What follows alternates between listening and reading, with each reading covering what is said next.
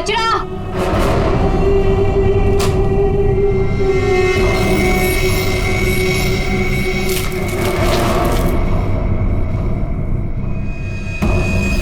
इसको सही जगह फेंकना और संभाल के देना, कोई देखे नहीं। आप चिंता मत कीजिए, मैं सब संभालूंगी।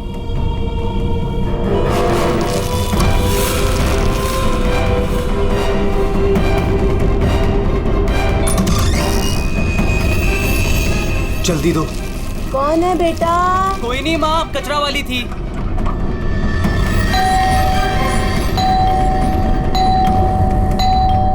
अरे कौन है? कचरा। अरे आ रही हूँ। क्या बैग खराब कर देगी? है? तू कौन है? मैडम, मैं ना नई सफाई वाली है। वो क्या है ना, सविता गांव गई है तो उसकी जगह मेरे को रखा है यहाँ पे। ये सेक्रेटरी भी ना इन्फॉर्म ही नहीं करता है और किसी को भी रख देता है काम पे। क्या मैडम, सुबह सुबह चिलम चिली करने का। लाओ, वैसे भी मेरे को 10 और घरों में जाना है। लाओ जल्दी दो। है तेवर तो देखो, जैसे ऑफिस ही जाना है तुझे। चल जा, नहीं देते डब्बा। हाँ हाँ तो मत दे। वैसे भी तेरे कचरे से कितनी बदबू आ रही है। अच्छा, परफ्यूम मार के दूं कचरा तुझे? अरे तो मैं मरी नहीं चाह रही हूँ लेने के लिए। बात तो ऐसे करी है जैसे लगता है कचरा नहीं सोना मांग लिया हो। एक मिनट, कहीं आप वही झगड़ालू औरत तो नहीं जो घड़ी घड़ी सबसे झगड़ा करते फिरते रहती है? हाँ, अरे बहुत किसे सुने हैं आपके बारे में। हाँ ए लड़की, मुझसे सवाल चला रही है तू? हाँ? औकात क्या है तेरी? क्या हुआ? सुबह सुबह ये चिल्लम चिल्ली क्या चल रही है? देखो ना मैडम, मैं ना नई सफाई वाली कचरा लेने के लिए आई थी। वो सविता ना गाँव गई है, उसकी जगह मेरे को रखा है यहाँ पर। मैडम से कचरा क्या मांग लिया? ऐसा लग रहा है कि इसका कचरा बेच करके कोई सोने का महल बना लेगी मैं। बाबा रे बाबा, कितना झगड़ा करती है ये। ओह, तो इसमें कौन सी नई बात है? सबके साथ झगड़ा करना इनकी पुरानी आदत है। आ गई होशियारी झाड़ने। ए सुन, हमारे फटे में टाउन बताना, माइंड योर ओन बिजनेस। चल, देख रहे हो ना कैसे झगड़ा कर रही है ये। वाह वाह, बड़ी आई, माइंड योर ओन बिजनेस। पहले अपने माइंड का इलाज कराओ। सबके नाक में दम करके रखा है अपने रोज के झगड़ों की वजह से। भाभी जी please, I am sorry, I am really sorry. आप अंदर जाइए। शोभा, अंदर जाओ।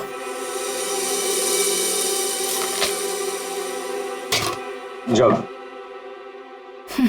खाली लड़ते रहती है, पता नहीं कैसी औरत है ये। आपको बीच में आने के लिए किसने बोला? हाँ, अगर आप बीच में नहीं आते थे ना तो उस रत्ना की बच्ची को देख लेती थी मैं। मुझे अंदर ले आए सो आए, आपने सॉरी बोला उसे? सॉरी बोला? अरे किससे पूछ के सॉरी बोला? हमेशा से गलत काम करते हो, हमेशा से गलत काम करते रहते हो। हाँ हाँ हाँ, सब हमारी गलती है, हमारी गलती है सब। लोग हमसे बात नहीं करते, लोग हमें देख करके दूर भाग जाते हैं, कोई हमें अपने घर में नहीं बुलाते, सब हमारी गलती है। शोभा प्लीज देखो, शोभा इस तरह से बात बात पे लोगों के साथ झगड़ा करना बंद कर दो।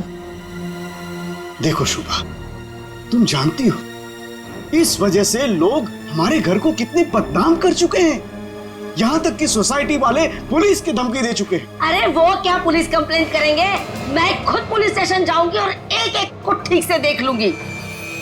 और आप उनकी साइड ले रहे हो? उनकी? आपको अपनी बीवी की कोई फिक्र नहीं है क्या? हाँ, मैं तो हूँ ही ऐसी, झगड़ालू हूँ। मैंने सबकी नींद हराम करके रखी है। और ये बिल्डिंग वाले, ये तो संत महात्मा है ना। बहू, वो लोग भी गलत हो सकते हैं, लेकिन लोगों से बात करने का एक अलग ही तरीका होता है। आइए आइए, पधारिए। अरे मैं तो वही सोच रही थी कि अब तक आप कैसे नहीं पधारी अपने लाडले की तरफदारी करने के लिए।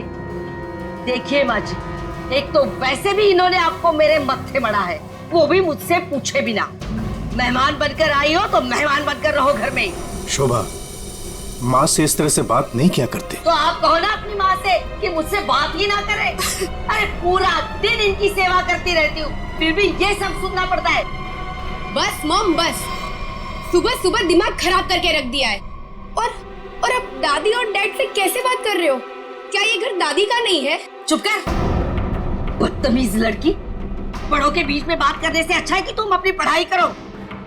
पर तुम कहाँ पढ़ाई करती हो? पूरा दिन इस मोबाइल और लैपटॉप में घुसी रहती हो। ये किसकी फोटो है? कौन है ये लड़का? तेरा बॉयफ्रेंड तो नहीं है? मॉम, जैसे अभी आपने बताया ना कि मैं आपके मामले में इंटरफेयर ना करूं, वैसे आप मेरे मामले में इंटरफेयर ना करें तो अच्छा होगा। बदतमीज लड़की, मुझसे जबान लड़ा रही है तू? बड़ों से बात करने का तमीज नहीं है तुझे? अगर मुझसे जबान लड़ाई ना तो याद रखना। हाँ, क्या कर लोगे आप? हाँ, क्या कर लोगे? जैसे भैया को इस घर से निकाल दिया, वैसे मुझे भी निकाल दोगे? हाँ? काव्या! माँ, शोभा, बस बहुत हो गया। ऐसे किसी जवान लड़की से बर्ताव नहीं किया जाता। माँ, तुम्हें मंदिर जाने में देर हो रहा है ना? चलो मैं तुम्हें मंदिर छोड़ देता हूँ। काव्या, तुम्हें कॉलेज जाना है ना? चलो मैं तुम्हें ड्रॉप करता हूँ। चलो जल्दी चलो। तुझे तो मैं देख ही लूंगी। बहुत बदतमीज होने लगी है आजकल।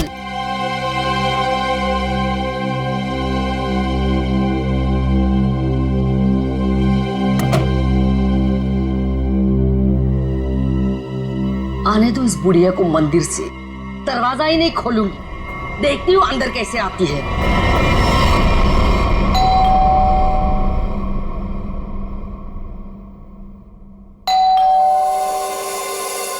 शोभा, दरवाजा क्यों नहीं खोल रही हो? शोभा, क्या माँ जी? आपने शोभा को कहीं जाते हुए देखा है क्या? क्या हुआ माँ जी? रचना, तूने शोभा को कहीं देखा है क्या? माँ जी, मेरे इतने भी बुरे दिन नहीं है कि मैं उनको देखूं। पता नहीं उसमें भी उनको कोई प्रॉब्लम हो जाए। पर हुआ क्या? शोभा दरवाजा नहीं खोल रही है। अब सर आप जाके सेक्रेटरी को बुला के लाइए ना प्लीज। अभी बुलाता हूँ। शायद वो बाथरूम में नहा रही हो।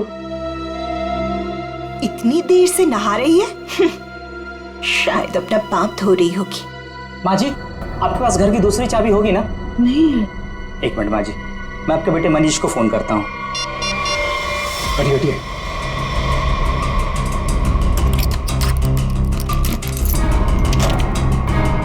माँ, दरवाजा अंदर से बंद है। अंदर से कैसे बंद है?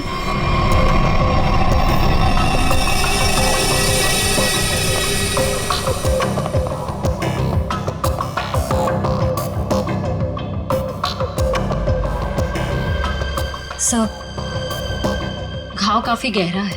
लगता है किसी भारी चीज से वार किया गया।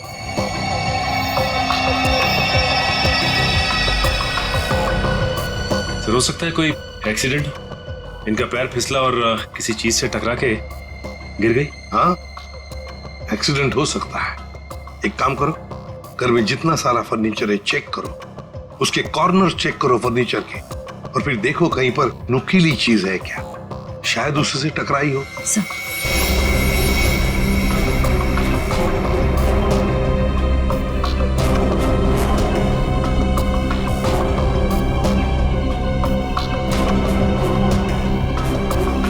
सर, हाँ निखिल। सर, टूटा हुआ बांस और सर इस पे खून भी लगा हुआ है। हाँ,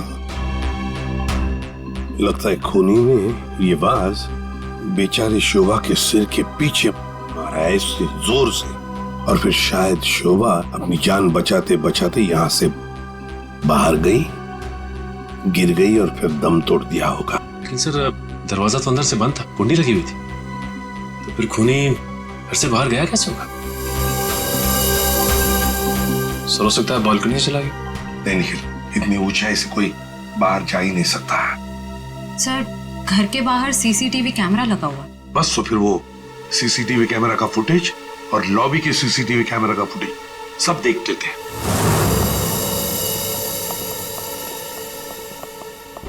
मनीष जी, आज सुबह आप, आपकी माँ और बेटी काव्या जब घर से बाहर गई तब शोभा जिंदा थी, है ना?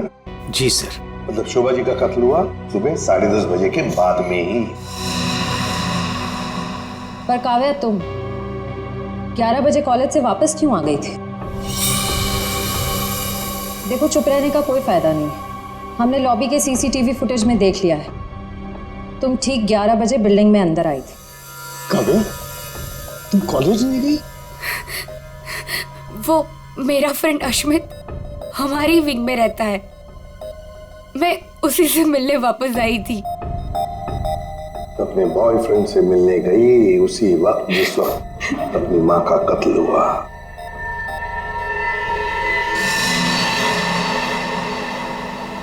तुम कौन हो?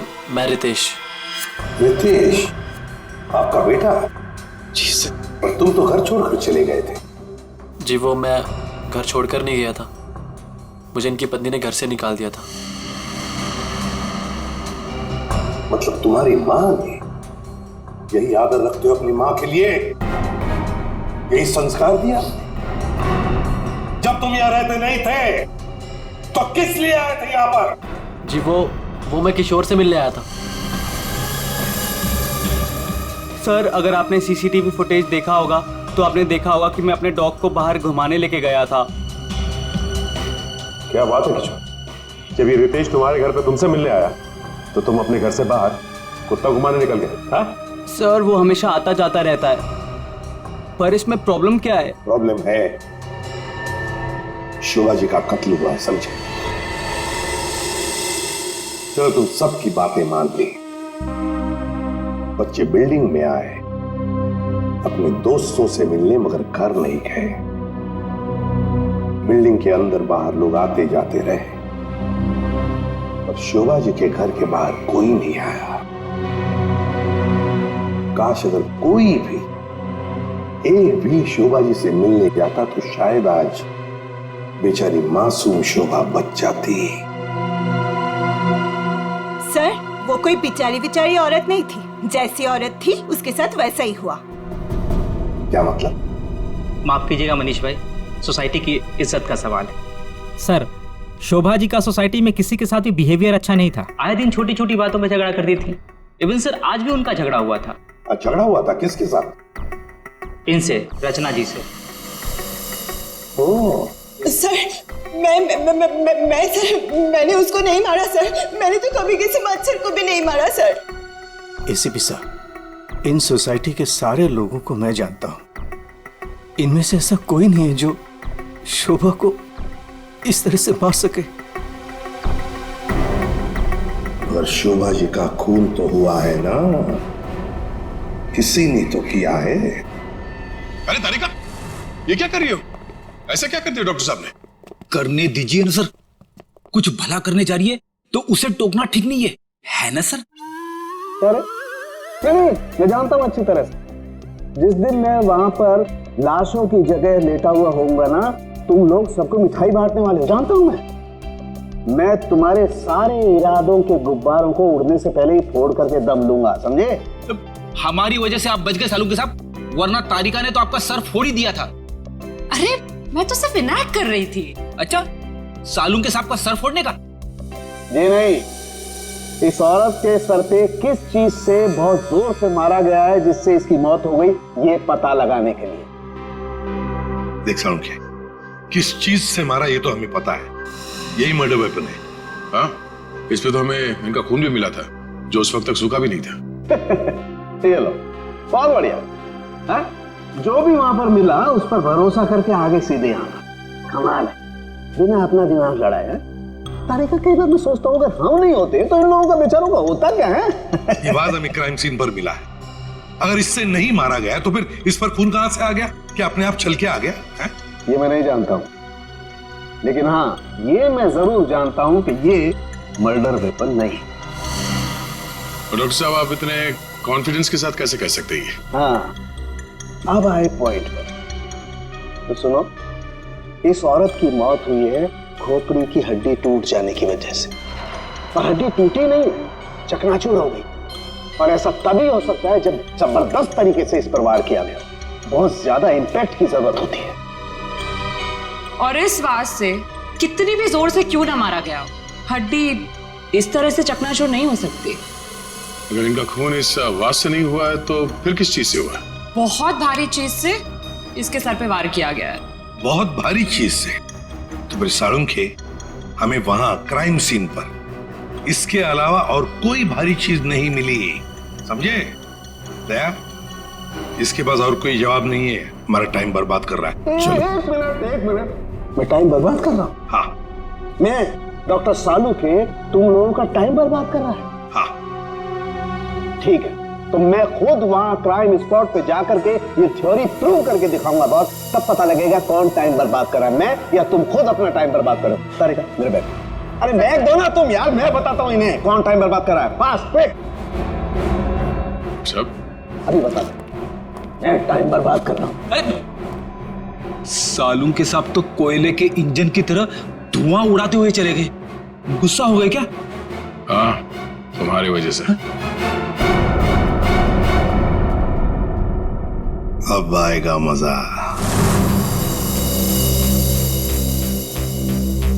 सब कुछ ढूंढ लिया, आप क्या ढूंढेंगे? अपना सर ढूंढो। कहा था ना यार तुमसे, कोई भारी चीज से मारा गया तो भारी चीज ढूंढो ना प्लीज।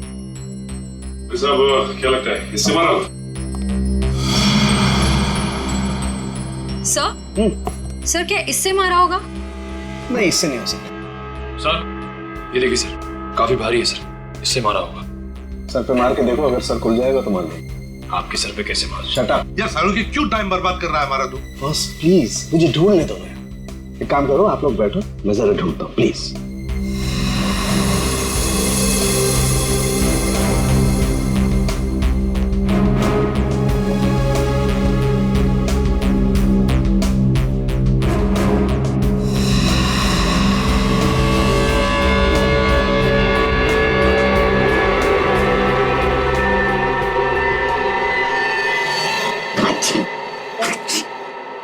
पूरी दुनिया में सर्दी फैलाएगा। ओए, अरे यार क्या हो गया? सर क्या हुआ, आप इतना ठीक क्यों रहे हैं? मसाला मसाला मसाला। हाँ सर, चारों तरफ मसाला गिरा हुआ है और यहाँ पे निशान भी है। लगता है मसाला कूटने का खलबट्टा रखा था यहाँ पे। सर बट्टा तो काफी भारी भी होता है। एक काम करो, आसपास जितने भी घर हैं, सारे के सारे घर चेक करो। श्रेया, दादी माँ को लेकर आओ।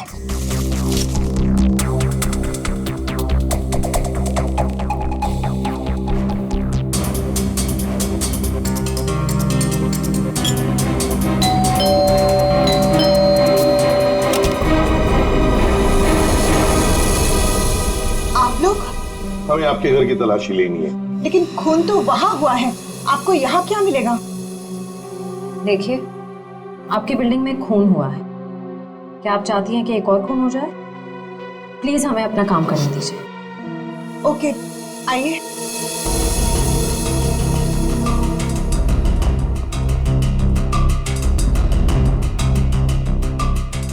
शोभा भी ना मरने के बाद भी मेरी पीछा नहीं छोड़ेगी।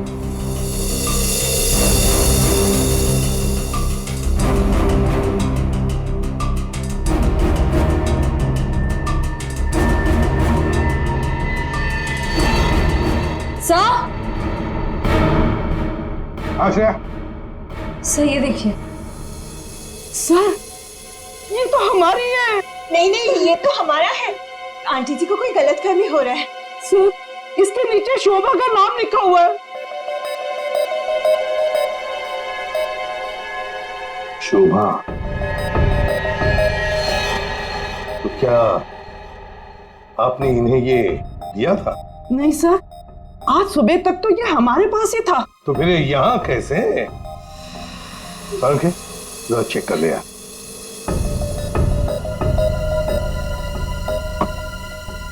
वो क्या है ना सर, मैंने गुल्लू के पापा को छोले खिलाने का वादा किया था। शोभा जी तो मर ही गई थी, वो इससे क्या करती, इसलिए मैं ये लेके चली आई। मैंने कोई खून नहीं किया सर, मैं सच बोल रही हूँ सर, मैंने कोई खून नहीं किया। बॉस, इन पर तो कहीं भी खून के ट्रेसेस नहीं। खून का निशान नहीं? मतलब ये मर्डर वेपन नहीं है? मुझे लगता है शोभा ही हमें बताएगी कि उसका खून कैसे हुआ है और किसने किया।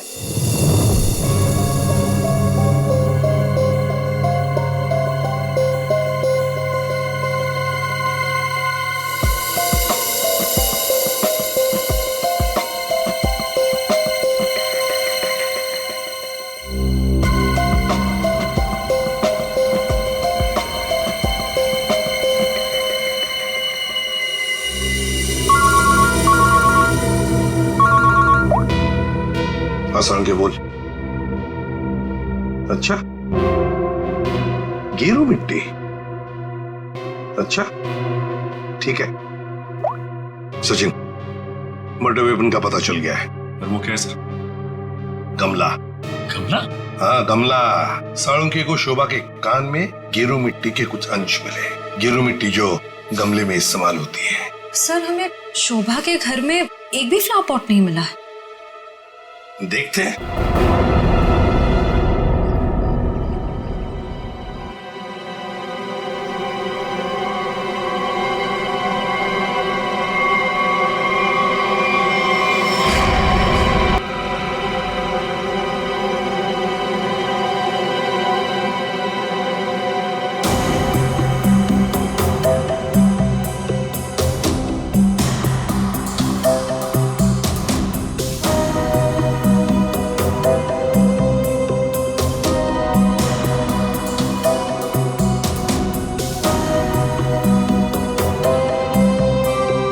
गमला यहीं पर गिरा है। पर सर गमला गया कहाँ? हो सकता है किसी ने साफ कर दिया हो ताकि कोई सुराग न बचे, लेकिन मौत हुई है इस गमले की वजह से ही। लेकिन सर ऐसा कैसे हो सकता है? घर के बाहर लगे सीसीटीवी फुटेज में तो हमने किसी को कमरे के अंदर जाते देखा नहीं। तो फिर शोभा जी के सर पे गमला मारा किसने होगा? वही तो समझ में नहीं आ रहा है सचिन कि गमला मारा किसने, और फिर इतने जोर से मारा है कि किसी इंसान की जान ही चली जाए। हाँ सर, सवाल ये भी है कि बंद कमरे से खूनी बाहर गया कैसे? जमीन चीर के या आसमान फाड़ के? जमीन चीर के तो नहीं निखिल, जमीन चीर के नहीं, आया होगा तो आसमान फाड़ के ही। 1 2 3 4 5 6 7 7वें मंजिल पर शोभा जी रहती है। वो रही उसकी बालकनी, और बिल्कुल उसी के ऊपर है 8वें मंजिल की बालकनी। चलो चलकर देखते हैं।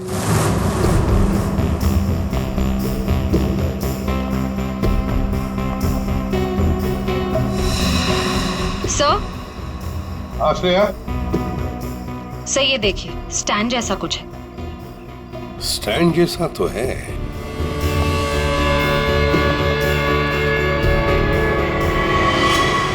श्रेया, गमले का ही स्टैंड है। गमला इसी स्टैंड पर था। ये देखो, यहाँ से गमला यूं धक्का मार के नीचे फेंका गया। ये फ्लैट किसका है? सर किसी एनआरआई का है, और बिल्डिंग का सेक्रेटरी होने के नाते इसकी चाबी सिर्फ मेरे पास ही रहती है सर। क्या हाल फिलहाल में यहाँ पर कोई आया था? मुझे नहीं पता। तुम्हें पता नहीं?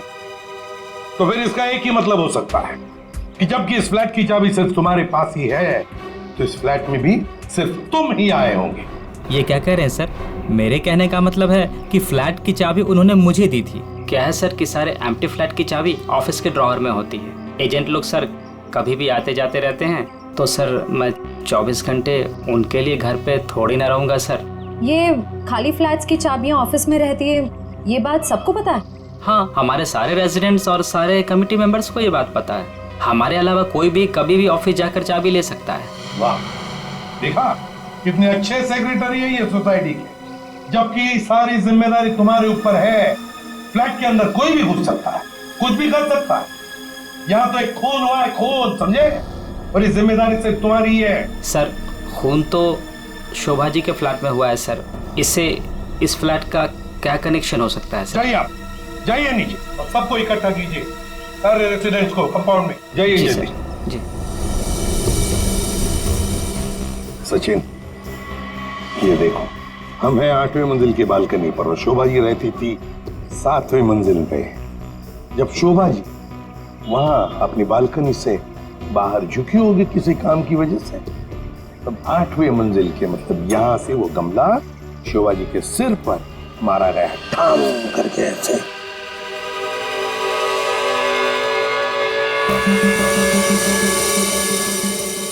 भगवान का लाख लाख शुक्र है, वरना आज तो मसाला कूटने के चक्कर में मेरी कुटाई हो जाती उन सीआईडी वालों के हाथों। इसीलिए छोले को मारो गोली, ये लौकी खिला दूंगी गुल्लू के पापा को।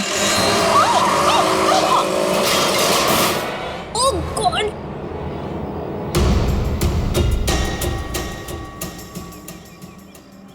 ये क्या किया? आज तो शायद लॉ की भी नसीब में नहीं है। एक्सक्यूज मी, हाँ गलती आपकी है। एक तो आप मेरे बीचों बीच आ गई, उल्टा आप मुझे सुना रही हैं।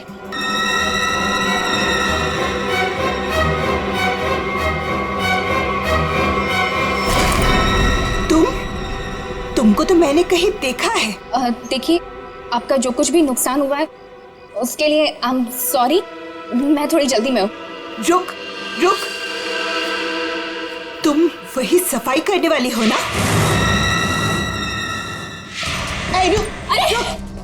छोड़ मेरे हाथ। तेरी वजह से वो शोभा मेरे ऊपर राशन पानी लेके चढ़ गई थी।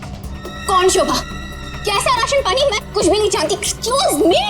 अरे स्क्वीज तो तेरी आज मैं करूंगी। तेरे जाने के बाद ही शोभा का कत्ल हुआ था। क्या? चल मेरे साथ सीआईडी के पास चल। चल। हमें उस चीज का पता चल गया है जिससे शोभा जी का खून हुआ है। एसीपी साहब, क्या आप मुझे बता सकते हैं वो कौन सी चीज है जिससे मेरी पत्नी का खून हुआ? Flower pot. Flower pot? जी हाँ, फ्लावर पॉट। बिल्डिंग के 8वें मंजिल पर जो फ्लैट बंद पड़ा है उसके बालकनी के ऊपर रखा गया था ये फ्लावर पॉट, और ऊपर से शोभा जी के सिर पर मारा गया। फ्लावर पॉट किसने किया ये सब? मुझे नाम बताइए जिसने मेरे परिवार को हमसे छीन लिया। बताइए एसीपी साहब, कौन है वो? ये तो कहना पड़ेगा कि बड़ा चालाक खूनी है ये, बहुत अच्छी तरह से प्लानिंग की थी, लेकिन भूल गया कि कोई भी कातिल कितना भी चाहे चालाक क्यों ना हो, कोई ना कोई गलती तो कर ही जाता है। जानना चाहते हो कौन है वो खूनी? आप में से ही कोई है, आप में से। ये सफाई करने वाली है। आज सुबह जब शोभा का खून हुआ था उससे पहले मैंने इसको बात करते हुए देखा था। अभी भेस बदल कर भाग गई थी। देखिए, मुझे नहीं पता कि ये औरत कब से क्या बकवास किए जा रही है। मैं तो यहाँ पर पहली बार आई हूँ। मेरा हाथ छोड़ो ना। मैं सच बोल रही हूँ, मैंने इससे झगड़ा करते हुए देखा था। मुझे तो लगता है यही खूनी है सर। क्या बकवास किए जा रही हो तुम? हम पता लगा लेंगे। जरा देखिए इस लड़की को और बताइए, क्या आप में से किसी ने इसको देखा है आज सुबह? हाँ सर, मैंने देखा इस लड़की को। सर, ये वही लड़की है जो आज सुबह में शोभा जी के साथ लड़ रही थी। रुक, कहाँ भाग रही है?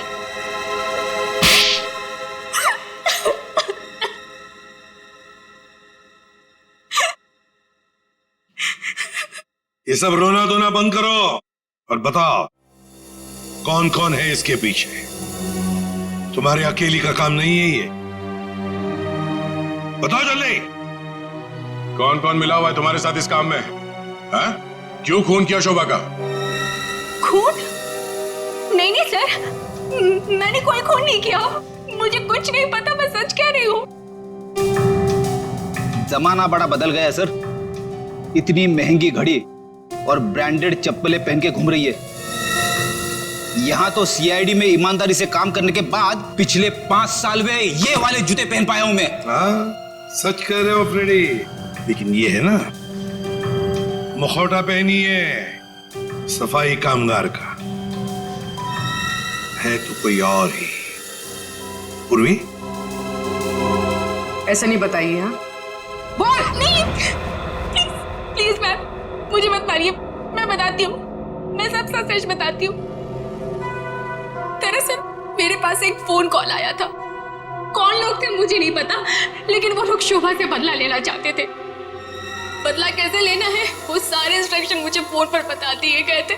मैंने बस उसे फॉलो किया था और कुछ नहीं किया था, खून नहीं किया था सर। एक अनजान आदमी ने तुम्हें फोन कॉल किया और तुम उसकी मदद करने के लिए तैयार हो गई? हाँ सर। ऐसी क्या दुश्मनी थी तुम्हारी शोभा से? सर, शोभा अच्छी औरत नहीं थी।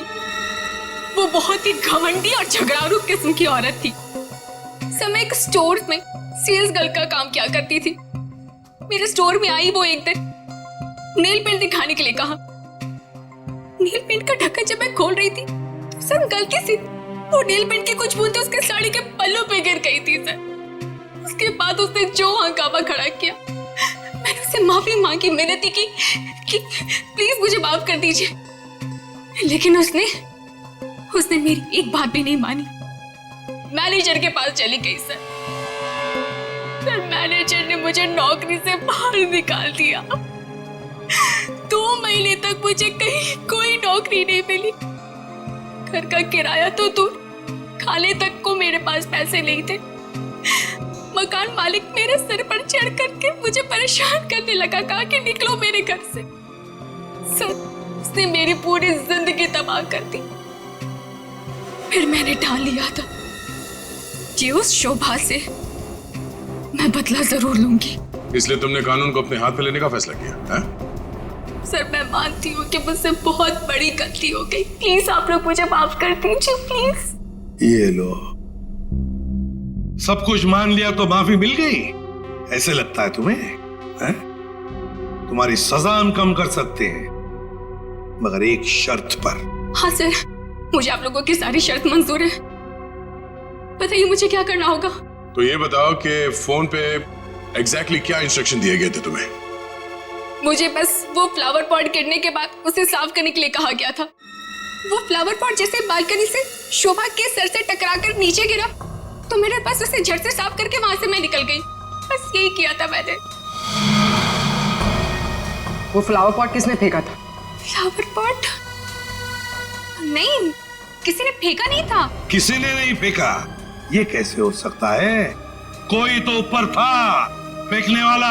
नहीं सर, मैं सच कह रही हूँ, वहाँ पर कोई नहीं था। वो फ्लावर पॉट अपने आप गिरा था। कौन था ऊपर? यकीन कीजिए, मैं क्यों झूठ बोलूंगी आप लोगों से।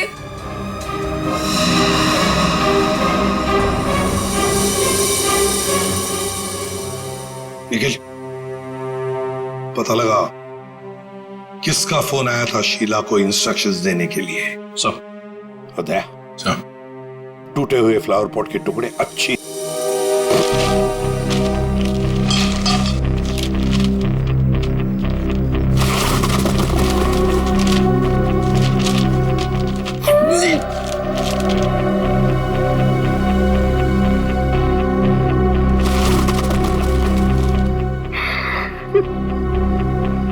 सीआईडी पे इतने साल काम करके यही इज्जत मिली। क्या हुआ पंकज सर? कोई इज्जत चाहिए आपको? वो सर, इसमें सिर्फ सड़ा हुआ कचरा है सर, और कुछ भी नहीं है सर। यहाँ पे थोड़ी देर और खड़ा रहा ना तो मैं बदबू के मारे शहीद हो जाऊंगा सर। कुछ नहीं होगा तुम्हें, काम पे ध्यान दो।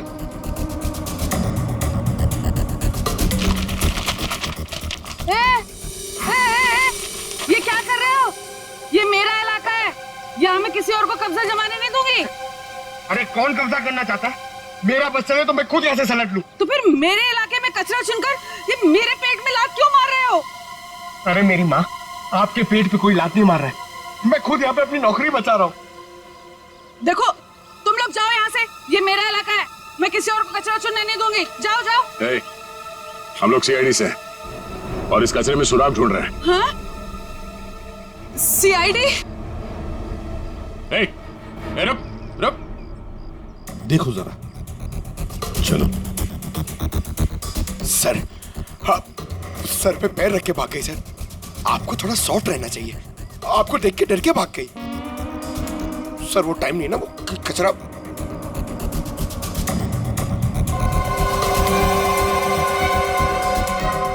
सर, हाँ? ये देखिए, ये कुछ गमले के टुकड़े मिले हैं।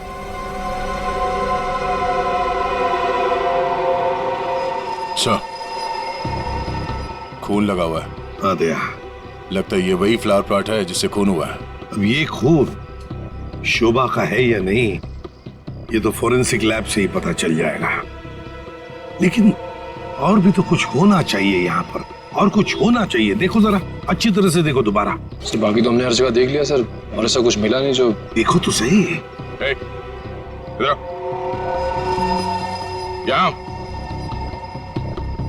मैंने कुछ नहीं किया साहब, मैं निर्दोष हूँ साहब, मैं निर्दोष हूँ। कुछ नहीं किया तो हमें देख के भागी क्यों? वो साहब, बिरजू कह रहा था कि जब भी पुलिस वाले देखो ना तो अपनी जान बचाओ और भागो, पता नहीं फिर कब मुसीबत में फंस जाए। एक मिनट देखो, किसी भी मुसीबत में नहीं फंसोगे तुम, इतना बताओ।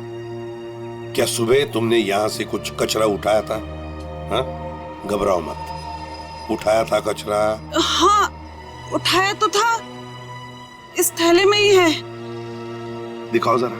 नहीं नहीं, मैं नहीं दूंगी, ये मेरी रोजी रोटी है साहब। अरे हमें उसका भजिया नहीं तलना है, हमें सिर्फ ये देखना है कि उसके अंदर क्या है।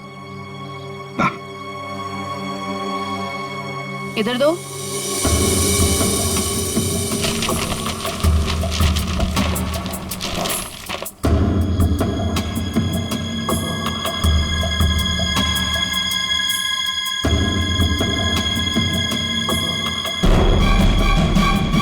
खिलौने का बॉक्स है सर, एड्रेस भी लिखा हुआ है।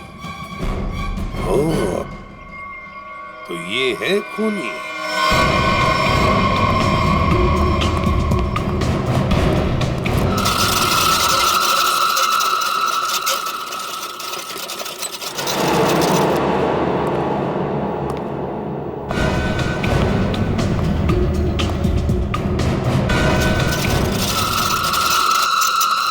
कौन है? कौन है? अरे कौन है यहाँ? सामने आओ। कौन है?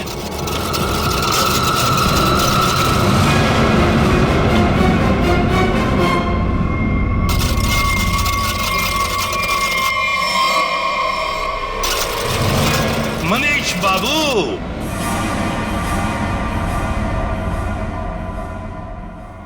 हाँ, खिलौनों के साथ बहुत खेल खेल लिए, अब ये तुम्हारा खेल खेलना खत्म। मैंने आगे रास्ता बंद है। मैंने कुछ नहीं किया। अब ये बता, शोभा को क्यों मारा तुमने? मैंने नहीं मारा, मैंने नहीं मारा।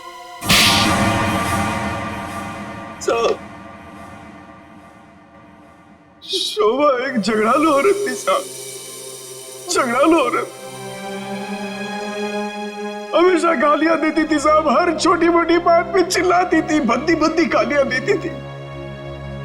आतंक था साहब उसका एक, हम सबको वो मेंटली टॉर्चर दे रही थी साहब, लेकिन फिर भी हम सबने सहा, हर बात को सहा साहब।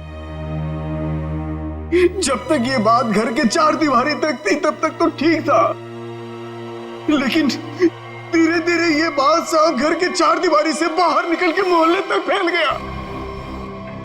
आए दिन लोग पड़ोसी हमारे पास आते थे कंप्लेन लेकर के, शोभा ने किसी का झगड़ा किया, मारपीट किया। तंग आ चुके थे साहब, हम लोग तंग आ चुके थे। फिर भी हमने शोभा को समझाने की कोशिश की, मगर वो नहीं समझती थी, नहीं समझती थी साहब। हमने तो थक के छोड़ दिया था ये सोचना कि उसे समझाना रोकना हमारे लिए मुमकिन ही नहीं है साहब। बस सिर्फ इसी वजह से तुम लोगों ने उसकी जान ले ली? तो और क्या करता, और क्या करता साहब, बताइए आप मुझे। सोसाइटी वालों ने उसे तंग आकर के हमें नोटिस दिया घर खाली करने के लिए। अगर हम घर खाली नहीं करते इस सूरत में वो हमें पुलिस की धमकी दी। अगर ऐसा था तो डिवोर्स दे देते उसे मारने की क्या जरूरत थी? उसकी भी कोशिश की थी साहब, की थी मैंने, मगर उसने मुझे धमकी दी थी कि अगर मैंने उसे डिवोर्स दिया तो वो मुझे कोर्ट में घसीट के ले जाएगी। मेरे ऊपर डोमेस्टिक वायलेंस का इल्जाम लगाकर वो मेरे ऊपर केस करने वाली थी साहब। मैं मजबूर था, कुछ नहीं कर पाया साहब। रितेश, शोभा तो तुम्हारी माँ थी ना? सर, माँ का प्यार इस दुनिया में सबसे बड़ा प्यार होता है सर, पर वो तो सिर्फ अपने आप से प्यार करती थी सर। उसकी जरूरतें, उसका घमंड सिर्फ उसके लिए ही था सर। इस वजह से जब उसे मेरे और मेरी गर्लफ्रेंड वानी के बारे में पता चला तो उसने इंसल्ट करके मुझे घर से बाहर निकाल दिया सर। और इसलिए जिस माँ ने तुम्हें जन्म दिया उसे ही मौत की नींद सुला दी तुमने, सिर्फ अपने खुशियों के लिए। हाँ? एक दिन रितेश मेरे पास आया एक सुझाव लेकर। उसने कहा कि पापा, अगर हमारी जिंदगी में शांति और चैन चाहिए तो शोभा की जिंदगी खत्म करनी होगी। और इसके लिए तुमने अपने पड़ोसी किशोर और नवीन की मदद ली, जो शोभा के दुश्मन थे उसके बर्ताव की वजह से। हाँ, सिर्फ इनको ही नहीं दया, इन्होंने बाकी सारे लोगों से भी कांटेक्ट किया जिनका कोई न कोई झगड़ा था शोभा के साथ। उन सबको अपने प्लान में शामिल कर लिया, शोभा को मारने के प्लान में। शीला के बारे में तुम्हें कैसे पता चला? काव्या ने मुझे बताया, उसने शीला और शोभा के झगड़े के बारे में, क्योंकि काव्या शोभा के साथ ही स्टोर में गई थी। तो तुम्हारे इस प्लान को अंजाम देने के लिए कोई बाहर वाला चाहिए था, और ये शीला इस काम के लिए एकदम परफेक्ट थी, और इसे शोभा से बदला लेना था, इसलिए ये भी मान गई। है? वैसे सारी प्लानिंग की कैसे तुम लोगों ने, बताओ जरा। नवीन ने ऑनलाइन पर ट्रॉली बुक की थी। डिलीवरी होने के बाद वो ट्रॉली और रिमोट वाणी को दिया था। वाणी पेशे से इंजीनियर है साहब। वो ट्रॉली और गमले को किस तरह से रखना है इसकी प्लानिंग उससे नहीं की थी, और फिर वो ट्रॉली और रिमोट लाके किशोर को दे दिया, और फिर काव्या और रितेश ने मिलकर वो गमले और ट्रॉली को ऊपर बैल्कनी में सेट कर दिया। तुम्हें कैसे पता चला कि ये शोभा बालकनी में किस वक्त आने वाली, कितने बजे? साहब, हर रोज सुबह 10 बजे एक भाजी वाला ठेला लेकर के हमारे बिल्डिंग के नीचे आता है, और शोभा उस पर बैल्कनी में खड़े होकर के खड़ी खोटी सुनाती थी साहब, चिल्लाती थी, झगड़ती थी उससे। बस मुझे उसी मौके का इत्तला था।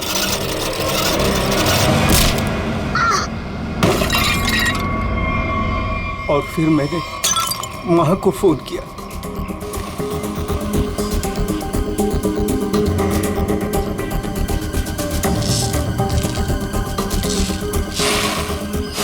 कभी एक बार भी नहीं सोचा कि शोभा के ऐसे स्वभाव के पीछे कोई वजह हो, कोई कारण हो सकता है उसे कोई दिमागी बीमारी हो जिसका इलाज हो सके। नहीं सोचा, तुम सब ने सिर्फ अपने ही बारे में सोचा, तंग आ गए उसके स्वभाव से, इलाज नहीं किया उसका, बस जान ले ली उसकी। कानून तुम सबको कड़ी से कड़ी सजा देगा।